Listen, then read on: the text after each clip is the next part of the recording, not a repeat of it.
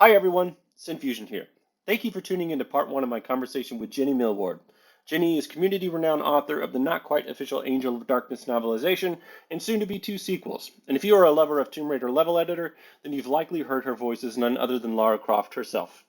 Today we'll talk about Angel of Darkness, its soon to be remastered new life, how Jenny's work fits into the lore, how she thinks about characterizing Lara Croft underneath the surface, and some wildcards, such as how to explore romance in the Tomb Raider franchise. Now, this is intended to be a conversation more than just an interview, so you will hear my long-winded, occasionally aimless opinions as well. But I've taken care to at least somewhat filter my ramblings with the magic of post-editing such that you all get what you came here for. That is a look into the mind of who I call the Lara Whisperer, the great Jenny Milward. She is truly a community treasure and a talent far greater than we deserve as a fandom, as I'm sure those of you who have seen her work would agree. So without further ado, here is part one of my conversation with Jenny. Yeah, sure. Yes, as you say, my name is Jenny Milward, and I've been an active member of the Tomb Raider fan community for, oh God, over 20 years now. I actually came into Tomb Raider partway through. My first Tomb Raider game was actually The Last Revelation, Tomb Raider 4. Up to that point, I hadn't really thought very much of the franchise because all I'd experienced of it was the marketing, which was not great.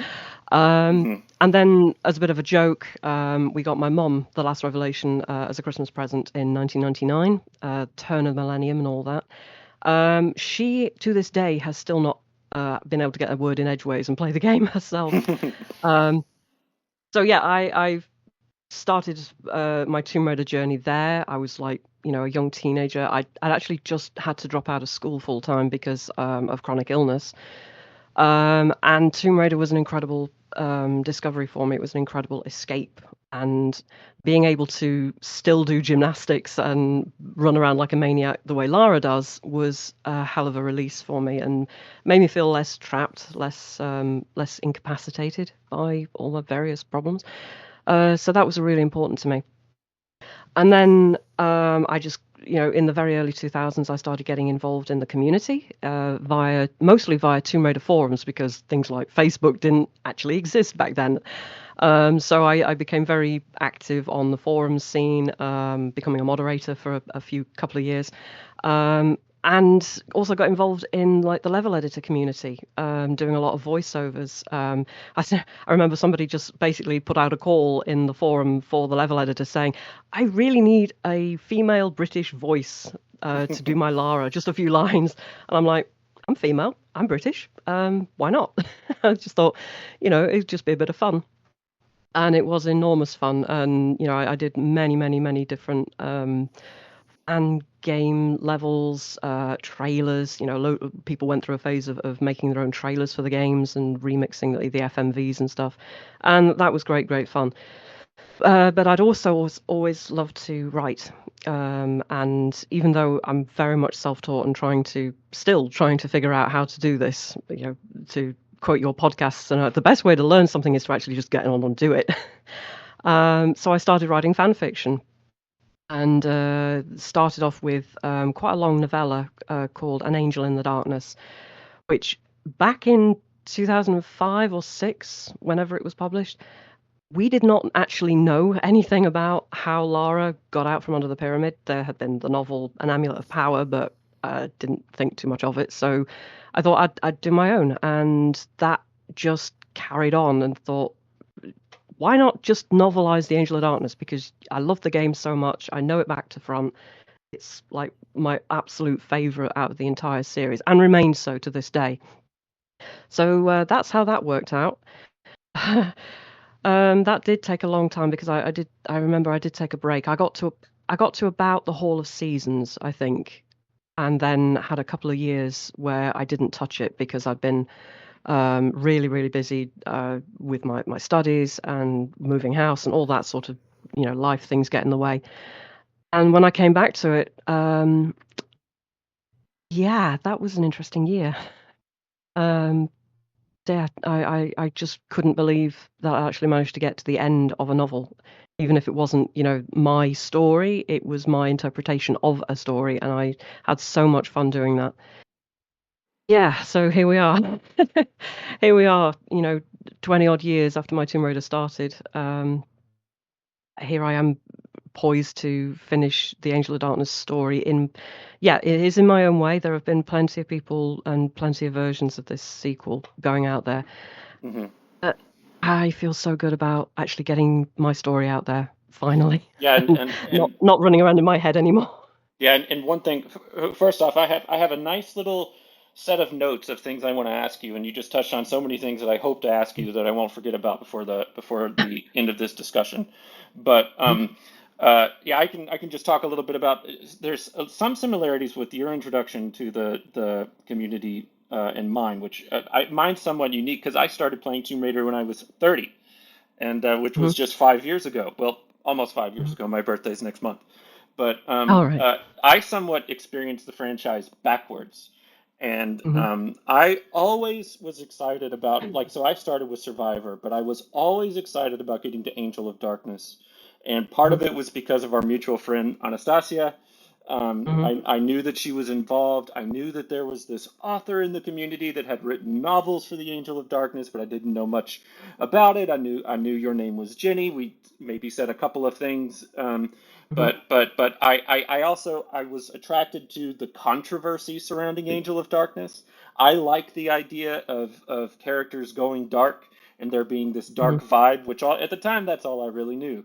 And mhm. so whenever I finished Angel of Darkness, for me, your novels were simply the next step. And so to give a bit of context for perhaps my Survivor Stand viewers, which, like I said, all three of you, I don't know how many people will actually watch this podcast, but so classic Tomb Raider has 6 games. There's kind of two Mhm. trilogies, depending on how you think about it.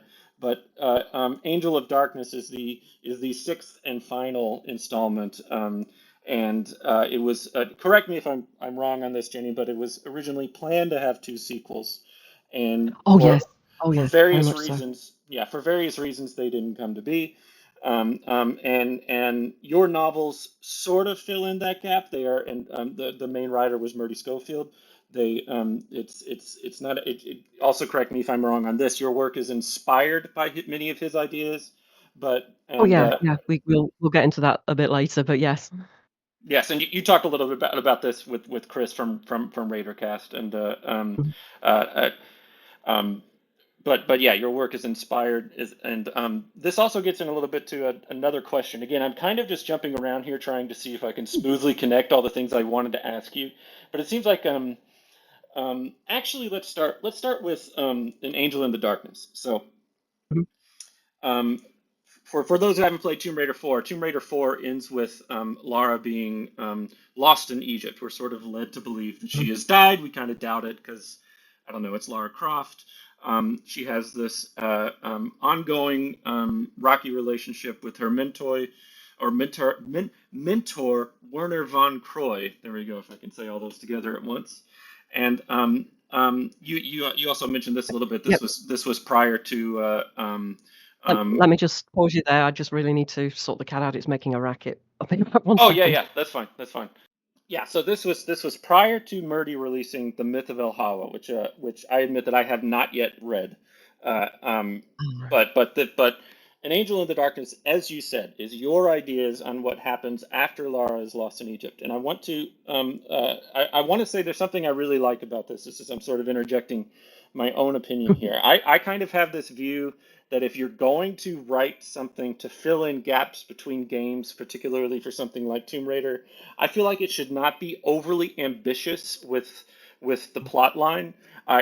Yes. And yours is very introspective, and it's Mhm, it's it's about Lara's mental state. She goes through this sort of rejuvenation with this character named Putai, and I have not read the Amulet of Power, but I'm not particularly interested in it because if you read the synopsis, it looks like it tries to shoehorn in this entire huge sort of huge plot that then maybe an Angel of Darkness we mhm. never hear about, which I always feel like that's Mhm. a little ambitious. So I really appreciated um, um, uh, your novella, Angel of Darkness, or not Angel of Darkness, an Angel in the Yep. Darkness. Angel of Darkness is the game. Um, and so, yeah, I guess there's really no question there, but do you kind of see my line of thinking on that? Oh God, absolutely. You're right. The biggest problem when you do write for any kind of filler period is how does this seamlessly connect with what became before and what comes after? And yeah, it is really jarring to read the Amulet of Power because so much goes on in there. So much. God, it's been a long time since I read it, but I know there was a lot of plot going on. And it ended with Lara just spontaneously deciding to go and visit her good old friend Von Croy in Paris. And there was none of the lingering bitterness. There was none of the baggage, if you like, that needed to be addressed. That when she starts the Angel of Darkness, she is a completely different personality in terms of Von Croy is no longer just a friendly rival, and he's not so much even a deadly enemy anymore. She's got a lot of complicated feelings to deal with there. So yeah, the Amulet of Power was very unsatisfactory with the way it handled Lara's characterization there. So when I wrote An Angel in the Darkness, the only conscious thing I really know I wanted to include was this must not be a huge, ambitious, globe-trotting mini adventure, because no mention of it will appear in The Angel of Darkness. And you've got to leave Lara in the right mental state to make that leap into the game. Otherwise, it just feels like something that's bolted on just for a jolly, and it doesn't fit very well. That was my like one conscious requirement to have of it. The rest of it was basically just Lara taking me on the journey that she wanted to go on. I felt like I had not that much input beyond picking the names of the characters that she meets. It was very much her journey. And as you say, it's very introspective. Some things that happen, but the majority of the changes and the transformational side of the story is internal to Lara. It's not very easy to portray that in a playable game. It's not even very easy to portray it in TV or film or animation. I need some kind of audio visual medium. But the beauty of a novel, and first person particularly, is you do seamlessly get into that character's head and you hear what they want to tell you in their own words. That was enormously attractive for me, especially in that unknown period where, oh, Lara spent some time amongst some obscure North African tribes and came back as a bit of a recluse. It's like, well, what happened to her? That was the big question that led me to choose that period to like have a whole novella written about. Yeah, this makes me remember something that I specifically want to talk to you about that I think you did so incredibly well.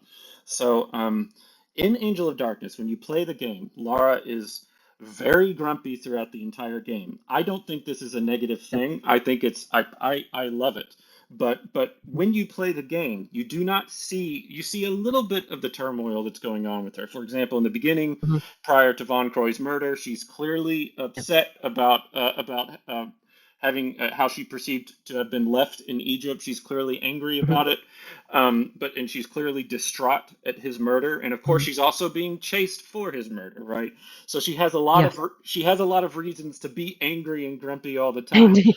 And but we only see the surface level, and we don't get to see what's going on inside her mind. And I just think Mhm. that game is begging for us to see that. And Mhm. this is what I love about novelizations of games like this. Is just being able to spend so much time in these characters' heads. And I think you did Mhm. this incredibly well. So what something we talked about this in Discord something I just absolutely love that you did is so we see this inner monologue with Lara, and Mhm. we see this inner monologue that surrounds what she actually says in the game, and her Mhm. inner monologue is sometimes surprising. Like it's not Mhm. always what we expect. Like I sometimes Mhm. find myself asking, like, does this character I played as from Tomb Raider 1, 2, 3, 4, and 5, does she actually have an inner monologue Mhm. that she calls Maggie? Does she actually argue with Maggie in the sarcastic way? Mhm. But then the way you write it, you make it seamlessly flow into the what we actually see with Lara in the games, and they go together Mhm. so well that it really does feel like the true explanation for this character that we've spent 6 games with, which and I really love the way you did that. That was one of the things that just made me just repeatedly like keep coming back to Discord and telling our friends, look at this sequence of lines here that Jenny wrote, blah blah blah blah. Even I just love that, and I thought you did it so well. So yeah, I guess there's no question there either. It's just me fangirling, but Well, it's very kind of you to say, and thank you. That I can talk about it a little bit because Maggie actually was not really a deliberate choice. I remember reading an interview with Terry Pratchett when he was writing Reaper Man, one of the Discworld novels. And there is a character that turns up in there and makes appearances in subsequent books, the death of rats.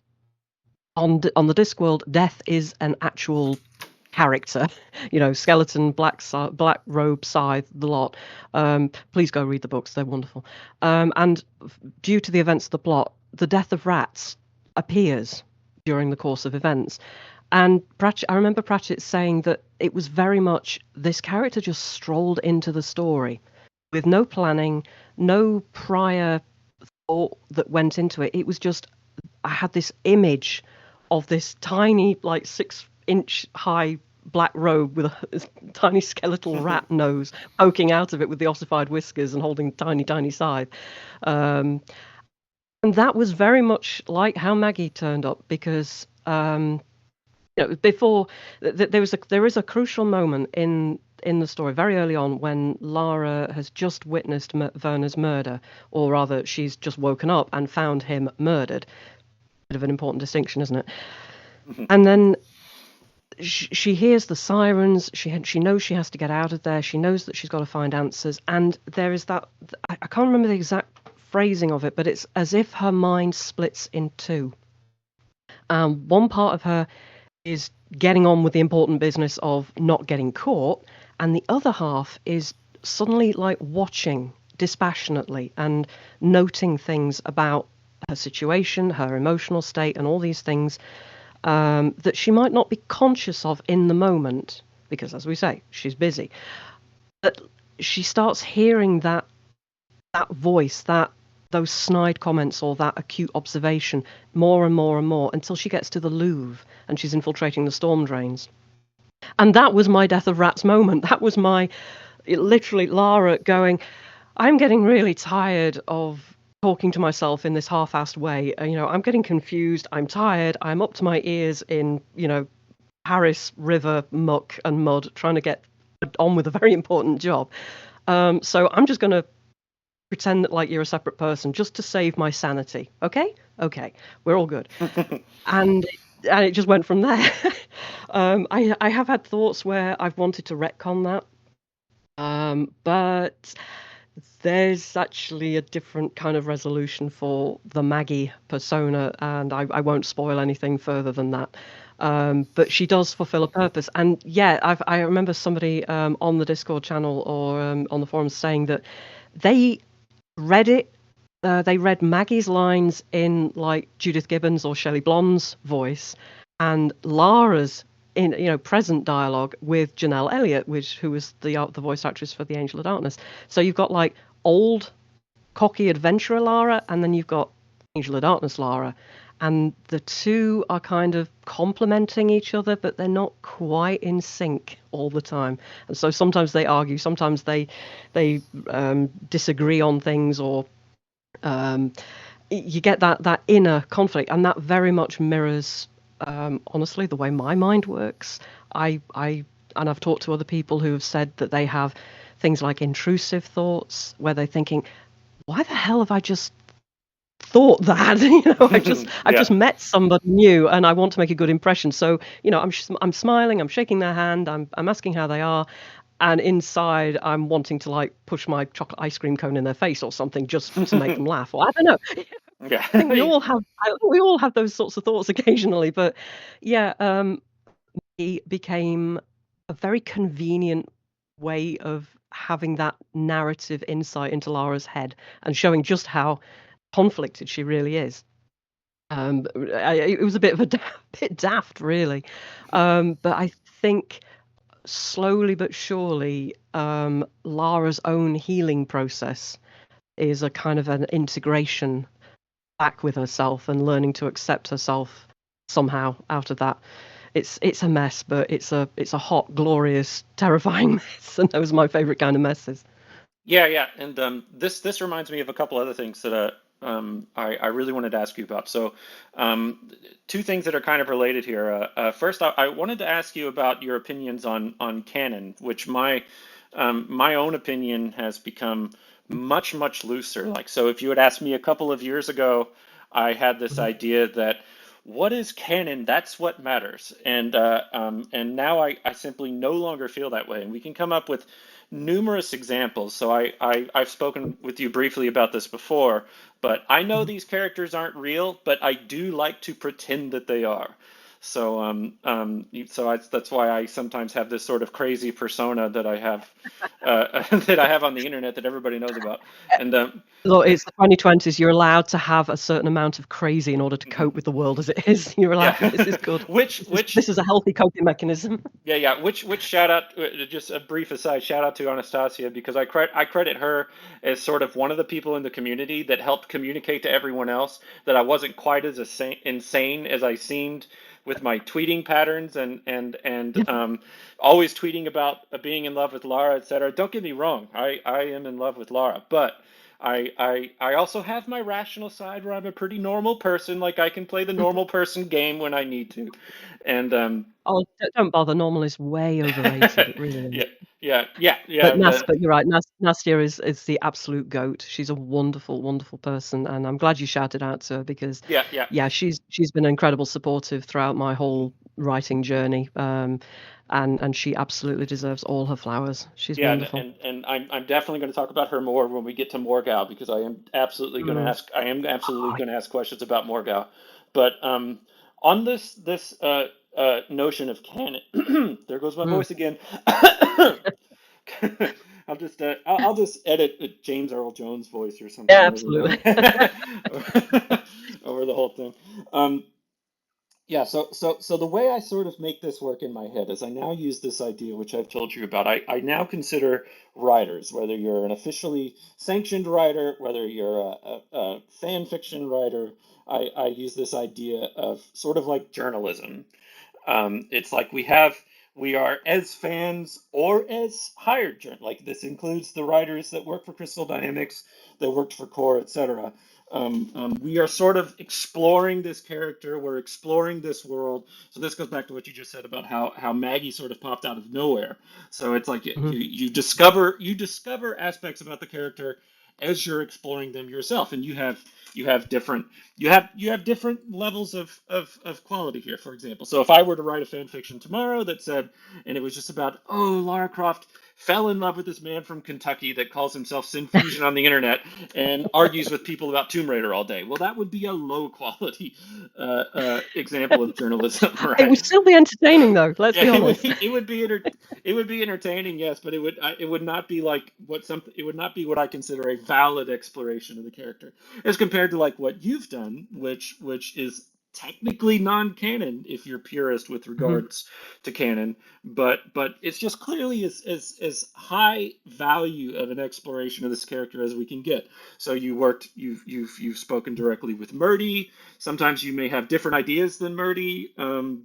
but it's as far as I'm concerned, it's just different journalists uncovering Mhm. um, as close to the truth as they possibly can. I like to imagine that if we met Lara, we could ask her questions like, so the story is that you did something blah blah blah blah blah, like you Mhm. were upset about Yeah. Von Croy, and she would say, yeah, that's pretty much right. Actually, is a little bit closer to Mhm. blah blah blah blah blah, and I just Mhm. like to think that as fan fiction writers and writers of the actual who are actually hired, that's what we're kind of doing, and so that way you can even enjoy opposing interpretations Mhm. as possible truths in this sort of pretend idea that these characters are real and we're accessing them through Yes.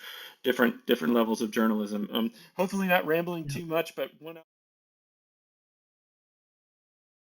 as far as I'm concerned, you are the Lara Whisperer. You are in this sort of journalist metaphor, you are a top tier, as high as any official writer we've had. And as far as I'm concerned, I'm actually reading what happened to Lara after Angel of Darkness, or at least a very close possibility. I'll probably have the same experience. I haven't read all of Murdy's stuff yet, but I'll probably have the same experience with Murdy, even if it's different in certain ways. I'll still feel like, okay, I'm reading what happened to this character after Angel of Darkness, which we never got to see. So yeah, that's the end of my rambling. So Well, I'll take over rambling for a minute. But yeah, you make some really great points there about canon and about how different writers have different interpretations. Um, I think I very much share Leonard Nimoy's attitude towards canon. He talked about this when he was asked in an interview several years ago about Star Trek. For those who don't know, Leonard Nimoy, very, very famous Hollywood actor, and he played Spock in the original Star Trek. Um, and he was brought back on to like cameo as himself as Spock in the more recent like rebooted mhm, Star Trek films. And he's obviously seen numerous spin-off series and different iterations of the franchise come and go over the years. So if anybody's going to have a really good authority take on the subject of canon, he's probably your go-to guy. And I remember his quote, not word for word, but he does talk about how canon is really not important in terms of story as a lot of people make it out to be. And what he really is getting at there, I think, is goes back to your point, Sin, about writers as journalists rather than the final voice. And this is part of a wider conversation we could have about the position that stories occupy in our human society, which obviously goes back not just hundreds or thousands of years, but hundreds of thousands of years. It's part of the human condition to tell stories, and it's also therefore part of the human condition for stories to evolve with their telling, with each new generation, with each new writer that comes along. Stories, back when we were passing stories down just orally around a campfire, it became a millennia long game of Chinese whispers. And somebody who maybe once had a very lucky blow with his spear on a mammoth, after 20 or 30 generations is elevated to godhood, and that becomes part of the mhm. creation myth, and all these different things change. So to me, canon is actually more of a hindrance than it is a help when it comes to storytelling. I like to think that because one of the things that you said is that you like to pretend that Lara is real, but Lara is a character, and characters are a very, very distinct species in Mhm. the ecosystem of stories. They have their own very special craft, and the reason they feel real is because they're well written. They give they're good human facsimiles, but they're not real people in that regard. And that's a clue to where canon comes in, because canon is, well, our DNA says that we are bipedal endurance hunters best suited to the African savannah. But we've tried to make our own stories through our curiosity, and we've explored, and we've gone into new places, and we've adapted. Stories and characters do the same thing, depending on the situation that they're in, the environment that they're in, the person who is writing them, all of their influences. So many infinite variables come into play to create a character and a story. So it's kind of chaining them up, really, to say, no, you cannot do this because it's not canon. Well, Mhm. you're a writer. You're supposed to expand on the boundaries of stories and character. I mean, I'm not suggesting that anybody should, go off and write that Curtis Trent joined the Royal Ballet instead of the French Foreign Legion. There are certain things that need to be there in order for a character to be recognizable. Mhm. But at the same time, I feel like it's very, very counterproductive for writers to, like with Tomb Raider, like say with the anime series, The Legend of Lara Croft, there've been interviews with the writer there, and she has said publicly that she didn't want to expand the story in her own way beyond what fans already knew. And I'm going to have to disagree really strongly with that, because that's the that's the vocation of a writer. That's the purpose of a writer, is not just to go back over old trails. I mean, writers are storytellers. We're pioneers into new territory. We tell messages, we entertain people, but we have a lot of things to say. In front of a microphone as well as on the keyboard, as you can probably tell by the way I'm rambling about this subject now.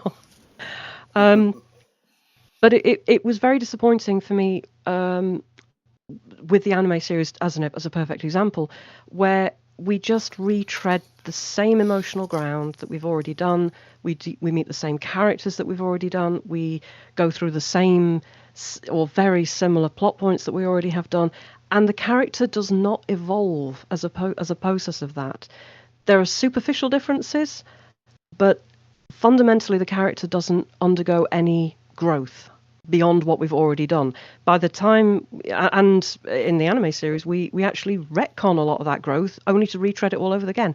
So writers are like Pathfinders through like the jungle of human consciousness. We're trying to find the pathways to lead us to new places and insights and enlightenment and entertainment. I mean, it's got to be fun. I don't want to be leading you into spike traps the whole time. I want to give you beautiful vistas and gorgeous things to look at and do along the way. So to have a writer come on and just go, okay, we can choose the established path that we've already trod 3 or 4 times and we know everything that's going on there, or we can go off into the undergrowth and go somewhere new. I like to go somewhere new, even if it might not be canon in terms of what we know as established facts about the character. I mean, one of the big distinction I want to make here is there's a difference between canon facts about a character and canon personality traits, or the things that make that character recognizable from, the thing that distinguishes Lara Croft from, say, Bob Cratchit from A Christmas Carol. If you go too far, then you can make the characters just merge into this big grey amorphous blob mess where you can't tell who is who. So there are certain things you need to maintain. Lara Croft has a fascination with archaeology. Check. She's from an aristocratic British background. Check. Mm-hmm. She's a reckless adventurer who is very physical in her pursuit of her goal, very smart, she's very intelligent, very well educated. But those 4 things are different. Those are the core things that make her Lara Croft. Everything else, the exact date she was born, the exact teacher who taught her chemistry, all those things are more fluid and more open to interpretation. As long as you keep the core character, you can throw canon out the window if it makes for a better story, and very often it does. I see canon all too often used as to chain up a character and limit a story rather than give it free rein, give it a sandbox to play in. Then that to me is the most important thing. And that's also the thing that Murty is most passionate about. He has said this in numerous interviews. He did a speech in Derby a couple of years ago. He very much just generates the ideas and then just says, okay, guys, go and have fun with it. Show me what you got. Here's a huge, great playground, a huge jungle, a world for you to go and play in. Go and have fun. And if that means that Lara's hair colour goes from dark brunette to slight redhead, then so be it, because she's still fundamentally the same character. That to me is very much the most important part of storytelling, by a country mile. Don't be limited by canon. Take it as a guide, but don't feel like you have to be suffocated by it, because that's where creativity lies. I'm not going to go off too much on a Sam and Lara tangent. This is specifically Survivor Stan Sin talking now, but I always loved Lara and Sam. I don't know that I could argue that it's the best choice for the character in the context of the whole franchise. I have 2 versions of me now. I have the version of me that fell in love with Survivor Lara and has what I want to see for Survivor Lara, versus the version of me that has actual opinions on what's best for the character Lara Croft in the context of Mm, the whole franchise, and mm. in the context of the character she was in 2003. And they don't always Well, agree, and it's it's really complex. So I kind of said a whole lot of yeah. nothing there. So No, TLDR, TLDR, my feelings about the anime are complex, but I am excited for season two. We'll see what happens. Um, oh, that did actually remind me of my next question. So if you'll permit me to get that question out, yep, and go ahead.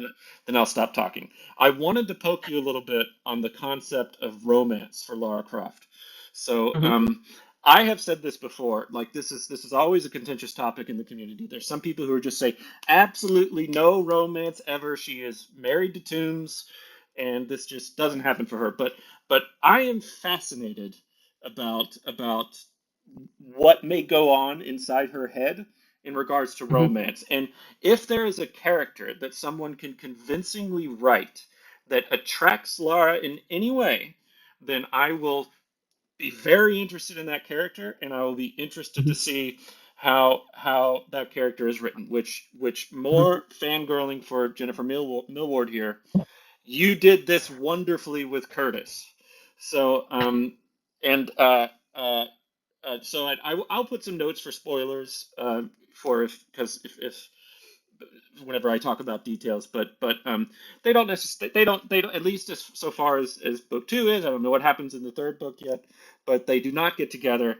But Lara is clearly unsettled by how she actually finds this man attractive and interesting, Hmm. and she doesn't want to admit it, and all this stuff is going on inside her head. So I'm just like, Curtis, you are a god to me. Like, and so I am like, you managed to attract the Lara Croft, and and so I find and you wrote it so convincingly that it feels like I am actually learning about this side of Lara Croft and what interests her in that department, and I will just say that the way you introduced some of these concepts, the way you said that Lara noticed that he smelled like diesel from his motorcycle, it was just absolutely great. So I'll leave it at that. So I'll let you Thank you. talk Thank about it. you very much. Well, thank you. That's so very kind of you. I think my approach to romance in Tomb Raider is, oh dear. It goes back to the most important part of characterization, which is what you see them do out there in the world, what they Hmm. say, how they act, how they behave, what actions they take. And then there is the internal side. And the two do not necessarily have to be in perfect synchrony. And that's where fun can happen. That's where conflict can go on. There are three levels of conflict in storytelling. You've got your internal conflict when you're literally in indecision with yourself. You have interpersonal conflict with yourself and another person or persons, and then you have the wider stuff, the forces of nature, the forces of society, all of those things. So when you boil Lara down, yes, she may be this ice queen on the surface, as she has been very derogatively talked about in the past by certain people. But that's okay, because that's just her outer persona. Inside, she's a lot more complicated. And for her to be as cold and aloof, um, and dismissive internally as she sometimes appears on the outside, they would be boring. That would be Hmm. so dull. I Yeah, could yeah. not write a character who is just what you see is what you get. That's so dull. And yeah, Lara has a lot of conflicted feelings, shall we say, when it comes to Curtis. And to be fair, he has a lot of conflicted feelings towards her as Yes, well. very And much. I think I think that's what I like about them together, because they are such wonderful mirrors of each other. They are both highly skilled adepts in their own right in their various fields. They are professionals. They know exactly what is going on and how to do it. They both come from difficult backgrounds, shall we say, that set a lot of parental expectations on them. And both of them rebelled against that. We're talking about the core design era, Lara. The thing that a lot of Survivor trilogy era fans don't understand until they play the classics is that, Very much, yeah, yes. Lara and her parents did not get on. She was disowned by her parents. It wasn't a case of, I don't think I'm that kind of Croft. It's, you are no Croft. No daughter of mine is going to behave in such a terrible, vulgar, eccentric fashion. You've got a name to maintain. And she's like, but I'd rather go and shoot Bigfoot. Yeah. I'd rather go and go on high adventure and actually have a good time than uh, be married off and attend society balls and basically get bored out of my mind. And her family disowns her for that. And Curtis also rebels against his family's societal expectations. He's brought up in the Lux Veritatis. He is constantly on the run his entire life. He's always like knowing that the Cabal and Eckhart are right on his tail and that death could come at any moment. And he's like, he gets to the point where he just thinks, I don't want any more of this. Thank you. I did not choose this life. I don't want to be part of it. And of course, he buggers off and joins the Foreign Legion, tries to disappear. He takes a new name, which, is kind of de rigueur in the Foreign Legion. He takes on a whole new persona, but he cannot escape his past. And so he and Lara have so much in common in their backgrounds, sufficiently different, but there are enough common threads to them psychologically that influence them during their formative years that they can look at each other and go, yeah, I kind of know where you're coming from on that. I understand why you can't trust people very easily, or you've always got your guard up, or you use, depreciating humor or sarcasm as a bit of a shield. These are all really fascinating things because part of the way of getting these two characters together is seeing how they react in a crisis and seeing how they kind of pull one another and bounce off each other, and gradually a chink might appear in the armor and the other one goes aha and shoves a wedge in and opens it up, and the other one's like, I really don't like it when you do that, thank you very much, this is private, this is my personal angst and I'm going to defend it with my life if necessary. So yeah, those two are an incredible dynamic because they have enough in common to understand what might be going on inside the other's head, but they also have a lot of reasons to distrust one another and to know that they have to trust out of necessity rather than just, oh, hello, handsome, Yeah, that would also be So boring. yeah, exactly. Yeah. It would be so boring. So when I wrote them, and you switch perspectives, different chapters and so on, it was really important for me that they privately acknowledge that they admire each other and that there are things about them that are good and worthy, and hell, Christ, this is the person that I need by my side because of the big bad Nephilim who's trying to take over the world. I couldn't pick a better ally. Why can't you be any more less annoying? Yeah. I do have to be so pig-headed and stubborn and contrary and not think about strategy and all these different things. And yeah, that there's a lot of interesting layers of conflict going on there, rather than just the, oh, Curtis, pretty bluebirds are twitting around. You're the man of my dreams. Exactly. Or, Yeah. Lara, I put you on a pedestal and polish you every day. They admire each other, sure, but they would be the last people to actually come out and say it. Exactly, It's a kind of, are you sure the microphone is turned off? Are you sure she's not going to hear this? Well, yeah, she's fantastic. I adore her. She's amazing, but she's also a giant pain in the ass. Yeah. And she would also be saying things like, yeah, he's kind of the coolest person I think I've ever come across. I know very few people who are that capable of holding their own than him. So why can't he just take that enormous spoon out of his ass and listen to reason for once? Yeah, I love it. Yeah. That's why I prefer that kind of dynamic to an out and out romance. I'm the kind of person who is, I have to have a very strong emotional connection with somebody in order for me to feel any kind of attraction to them. Beauty is very much a skin deep thing for me. So maybe that has informed how I how I characterize Lara, that yeah, she can be admiring of external side of things, but she's far more impressed by what somebody does and how they act under pressure. And that scene in the Louvre, it's like, I'd rather dive headfirst into a volcano full of blade traps or something than admit that this guy's actually tested me. Yeah. Nobody's ever done that before, and done it with style. And so I want to punch him in the face as much as I want to shake his hand and, well, yeah, good luck. You Yeah. just managed to do what no man has done before. Hats off to you. But yeah, she would never admit that, and that's Yeah. why I love writing them. This is just so many layers, and it's not straightforward. And that's it for part 1. We will be back for part 2 before the release of Tomb Raider 4 to 6 Remastered on February 14th, which will include the second life for Angel of Darkness. Please check out the description for links to Jenny's website where you can read her work for free, which I highly recommend as companion material. That's all for now, y'all. Talk soon.